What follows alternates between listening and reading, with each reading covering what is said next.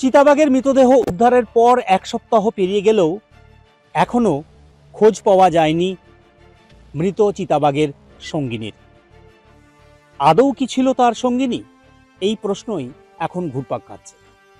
গত বৃহস্পতিবার দিন রাত্রে বাঁকুড়ার বাঁকাদহ থেকে জয়রামবাটির রাস্তার ধারে মৃত পূর্ণবয়স্ক পুরুষ চিতাবাঘের মৃতদেহ উদ্ধার করে বন বিভাগ। শুরু হয় তদন্ত।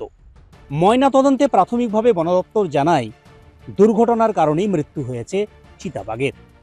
তারপরই বিষ্ণুপুর থানাতে অভিযোগও দায়ের করা হয় বন দপ্তরের তরফ থেকে।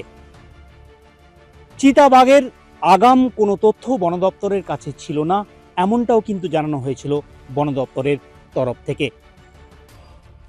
চিতাবাঘের মৃতদেহ উদ্ধারের পর থেকেই জঙ্গলে বাড়ানো হয়েছে নজরদারি। বিষ্ণুপুর, জয়পুর যে সমস্ত জঙ্গল রয়েছে সে সমস্ত জঙ্গলে লাগাতার বন দপ্তরের নজরদারি রয়েছে। যদিও বন দপ্তর এখনো পর্যন্ত জানাতেই পারেননি আদৌ দুটি চিতাবাঘ ছিল কিনা। এখনো খতিয়ে দেখার কাজ চলছে, এখনো নজরদারি জারি রেখেছে বিষ্ণুপুর পাঞ্চেত বন বিভাগ। মানুষকে সতর্ক থাকার পরামর্শ দেওয়া হচ্ছে বন দপ্তরের তরফ থেকে।